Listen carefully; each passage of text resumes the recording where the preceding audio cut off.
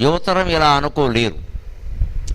ఏదో పొందాలి, ఏదో చేయాలి, ఏదో చెందాలి, దానికోసం ఎంత ఘర్షణైనా పడాలి అన్న ధోరణిలో ఉంటారు. 60-70 దాటేసరికి ఈ ఘర్షణలు మాకొద్దు, ప్రశాంతంగా వెళ్ళిపోతే చాలు అనే ధోరణికి వస్తారు.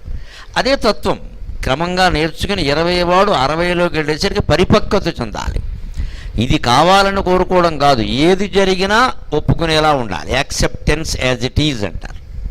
ఉన్నదాన్ని ఉన్నట్టుగా ఒప్పుకోగలగాలి. అది మనకి 60 ఏళ్ల పంచాంగం నేర్పిస్తుంది. అందుకే ఇందులో ఇంకో రహస్యం ఏమిటంటే దీన్ని 3 20ల కింద విభజించారు. 3 20 60, సరిగ్గా 1వ సంవత్సరం 20వ సంవత్సరం, మళ్ళీ 21వ సంవత్సరం 40వ సంవత్సరం, మళ్ళీ 41వ సంవత్సరం 60వ సంవత్సరం. పేర్లు ఏమిటో గమనిస్తే ఈ ఏర్పాటు చేసినటువంటి ఋషులు ఎంత మహానుభావులు అర్థమవుతుంది.